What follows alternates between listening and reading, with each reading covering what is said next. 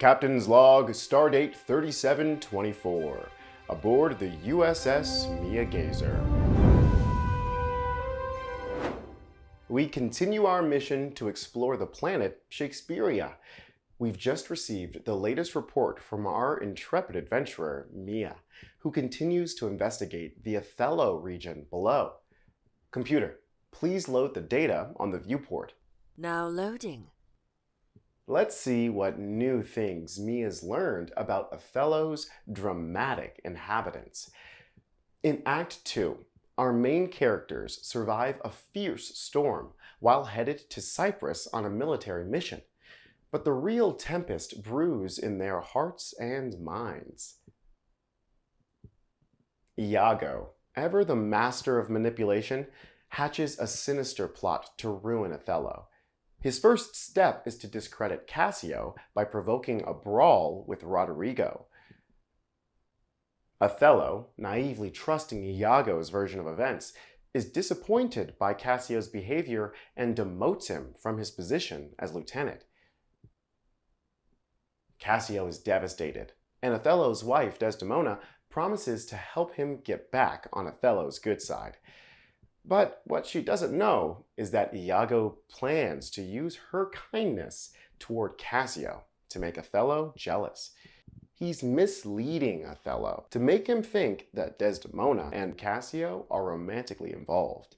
The audience is painfully aware of Iago's schemes, while the characters remain in the dark, setting the stage for a tragic unfolding of events. Alert. Alien life form has been safely retrieved by its mothership. Crisis averted. Are you glitching out, computer? What are you talking about? My apologies, Captain. While you were immersed in the riveting news from Othello, we had a close encounter with an unidentified alien life form. Before our systems could respond to the perceived threat, it was peacefully neutralized.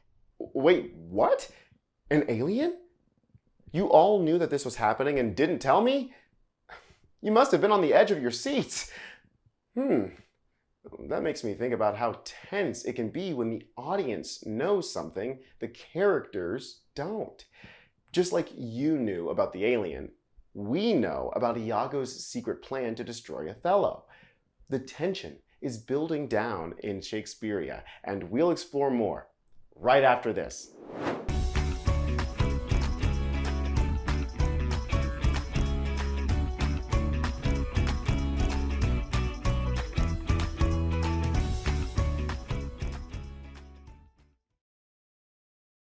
As readers, we now know lots of details about Iago's plans to instigate Othello's downfall, but none of the other characters have any idea. I think there's a fancy word for this. Computer, do you know it? The term you are looking for is dramatic irony. This is when the audience or reader knows something about the story that some or all of the characters don't know. That's right.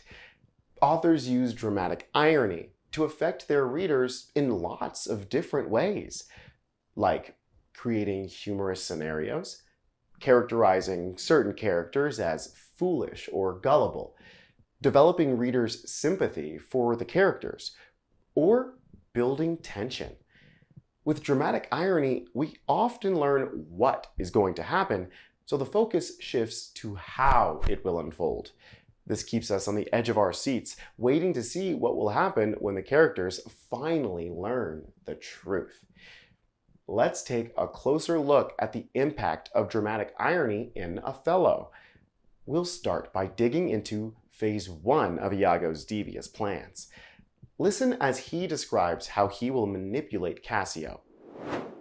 If I can fasten but one cup upon him with that which he hath drunk tonight already, he'll be as full of quarrel and offense as my young mistress dog. What do you learn about Iago's plan for Cassio from these lines? Pause the video while you think it over. Basically, Iago's saying that if he can get Cassio to drink one more cup of alcohol on top of what he's already had tonight, he'll be as ready to fight and cause trouble as an untrained dog. So Iago has revealed his intentions to trick Cassio into fighting, knowing that will cause problems with his boss, Othello. We know this because we were able to read the words in the play, but do any other characters hear Iago describe his plans? Nope. That's because Iago's lines are part of a soliloquy, which is a speech in a play, where a character speaks their thoughts aloud while alone on stage, revealing their inner feelings and plans directly to the audience. A soliloquy sounds like a perfect way to establish dramatic irony. Oh, hi, computer. I didn't know you were listening, but you're right. Playwrights use soliloquies to share information with the audience that other characters don't hear, creating dramatic irony. Shakespeare, especially, uses this technique in a lot of his plays, and it's the root of the unfolding drama in Othello.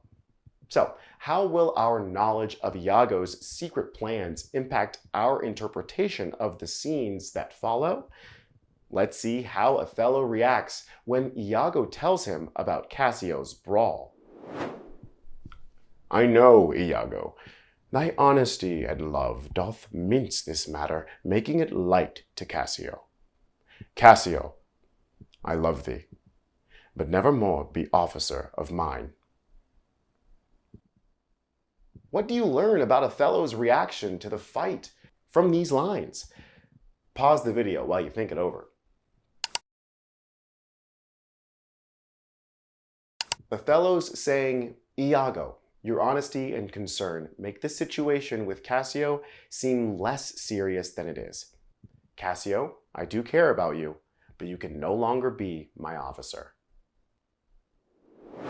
So how does your knowledge of Iago's devious plans contrast with Othello's understanding of the situation? First of all, Othello has clearly been fooled into thinking that Iago is honest and caring. Othello believes him so much that he even takes away Cassio's position as lieutenant.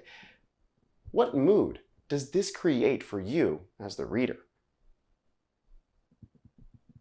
This creates a mood of frustration.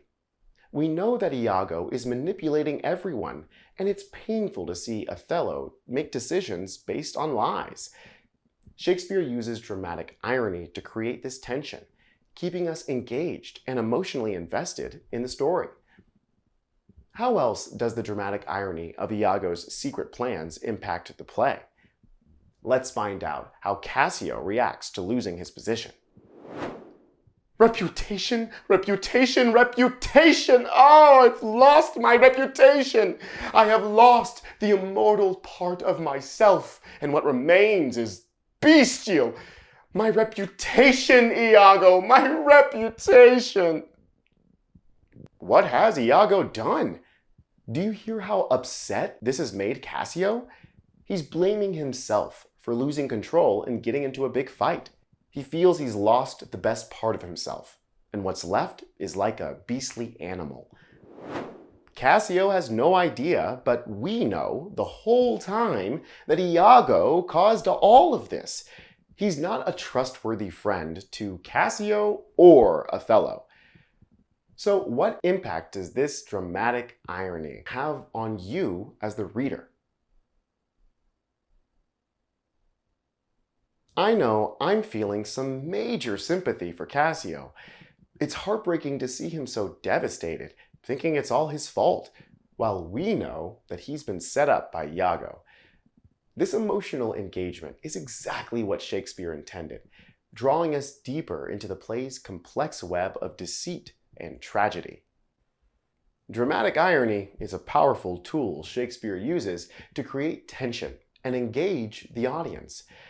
We, the readers, know about Iago's deceitful plans through his soliloquies, while the other characters are completely unaware. This knowledge creates a sense of anticipation and dread as we watch the characters walk into Iago's traps. In Act 3, we'll continue to see how Iago's dramatically ironic schemes unfold.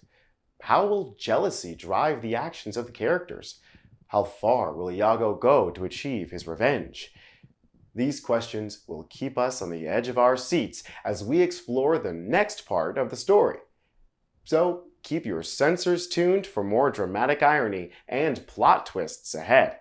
May your readings be as bold as your explorations. Read well and prosper. Hey!